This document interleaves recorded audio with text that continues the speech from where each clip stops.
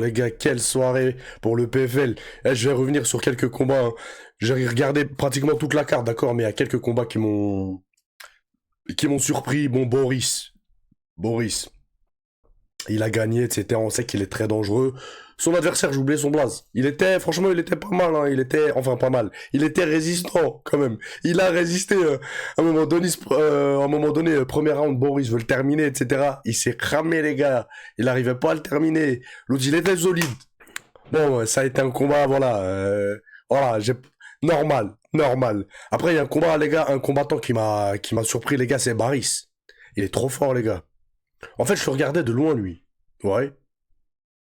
Je regardais de loin, etc. Je vois, il faisait des belles choses, etc.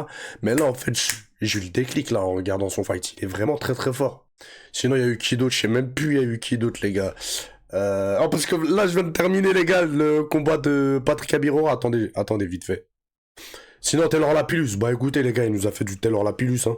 Voilà, très propre, etc. Machin. Voilà, il a fait du Taylor Lapillus. Par contre, les gars, les deux là, Taylor Lapillus et j'ai oublié le place de son adversaire. Gros cardio, hein. Grosse condition physique, hein. Ils y allaient, les gars. Non, mais c'est une dinguerie. Franchement, ça a été un bon fight. Surtout niveau physique, en fait. Physique, même techniquement, c'était propre, etc. Mais physiquement, ce qu'ils nous ont sorti. Les gars, Taylor, il a activé la marche avant, il reculait plus. Et l'autre, les gars, résilient de fou. Il a pas voulu céder, etc. Il a pas... Un bonhomme, l'autre. Il s'est tapé jusqu'à la fin. Et pour terminer, les gars, Patrick Abiroa. Bah, il est vraiment très très fort. Pour ceux qui se rappellent, les gars, Patrick Abirora, je vous parlais de lui avant qu'il soit chez les pros, les gars. Quand il était amateur. Rappelez-vous. Je vous parlais de lui et de Paul Dena. Aujourd'hui, les gars, on voit en fait qu'il est très fort, en fait. Il a vraiment du punch, et c'est ça que je vous disais. Un mec, même si techniquement, etc., c'est pas le plus fort, etc., ceux qui ont du punch, les gars, c'est un avantage de fou. Dans le MMA, etc., dans les sports de combat. Et je vous avais dit, si Patrick Abiro arrive à travailler son sol, machin, ça peut être un boucan de ouf. Et là, on l'a vu, les gars, contre Kevin Jousset. Il se fait déborder, les gars.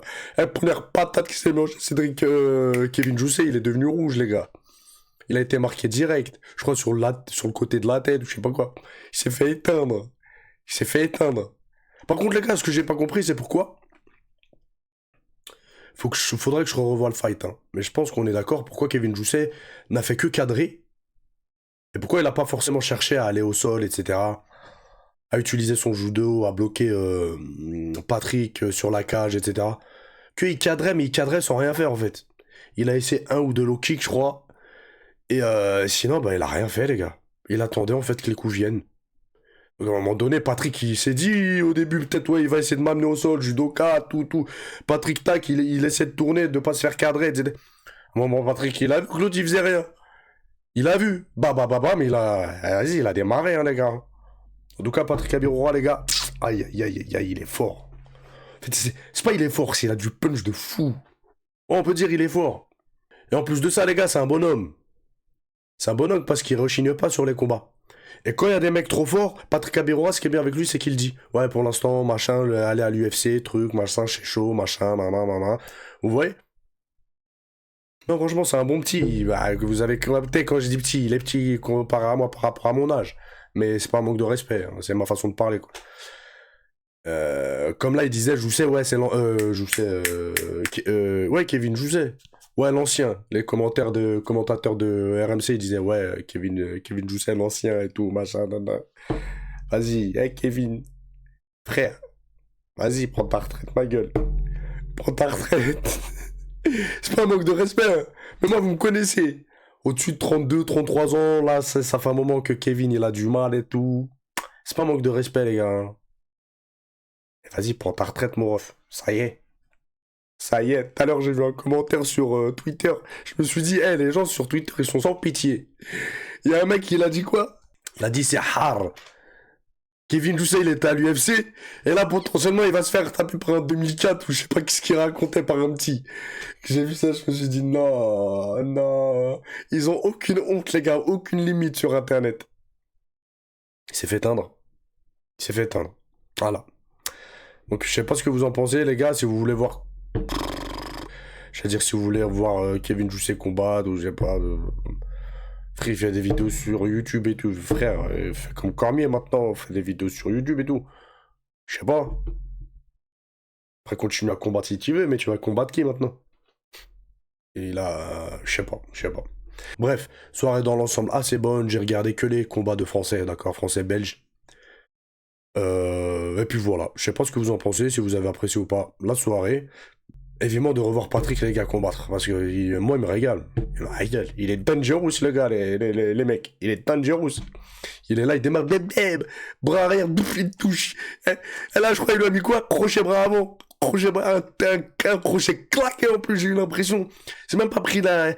Il a même pas pris d'élan de fou, etc. J'ai l'impression qu'il a mis un tout petit crochet, il l'a bien touché, mais en fait il a vraiment du punch. Très rapidement, les amis, on va lire ensemble quelques commentaires. On voit que les gens, ils se sentent pitié. Hein. Pété de rire, je sais, est tellement une fraude parce qu'il a touché à Adesanya en sparring, ça nous fait croire, machin, que c'est un bourbé, machin. Mais non, mais à une époque, il était fort quand même. Moi, je comprends vraiment pas pourquoi Kevin, il veut jamais utiliser son judo. Bah, il a eu la même réflexion que moi, en fait. Je comprends pas, en fait. Il est bête ou quoi, ça l'aiderait plus que son striking. Je suis en larmes, machin, nanana.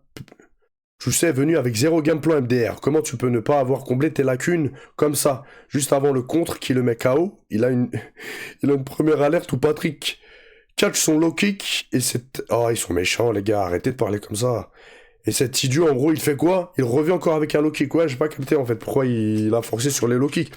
Les gars, quand tu tombes face à un mec qui a du punch, c'est extrêmement dangereux de venir avec des low kicks, surtout si tu te t'exaxes pas, surtout si t'envoies juste un low kick solo. C'est-à-dire tu peux masquer ton low kick avec un jab par exemple. Jab, tu désaxes un petit peu low kick.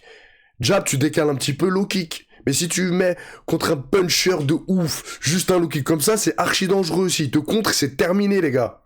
Donc oui, c'est vrai que c'est quand même bizarre d'atteindre un tel niveau et de faire des trucs comme ça les gars. Franchement. Après, je sais pas, je sais qu'il est pas. C'est pas un. Ouais, je sais pas, les gars, vas-y. Je sais qu'il prend des parpaings toute l'année, machin, machin. Mais il mange une petite droite, il est tombé net, c'est dingue. Bah, il a été bien placé, je crois, hein, sur la pointe du menton. Hein.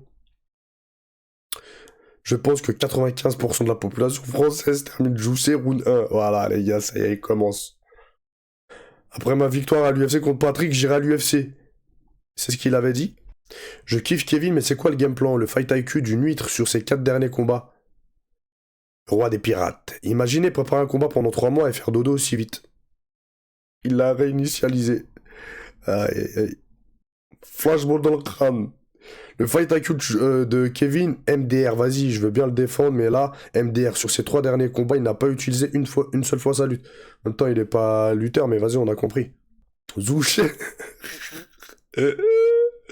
Je sais, si je suis seul, il me bat pas. Ah, les gens, c'est des malades. Je pensais que Jusset aurait combattu intelligemment, il faut croire qu'il analyse bien les combats, mais pas ses adversaires. Mais Jusset arrête le MMA, c'est tu es éclaté. Bon, bref, je voulais lire quelques commentaires avec vous, hein, j'en avais lu 3-4. Et bon, voilà, il se fait terminer, quoi, comme souvent, de toute façon. Bref, je vous laisse, ciao, ciao.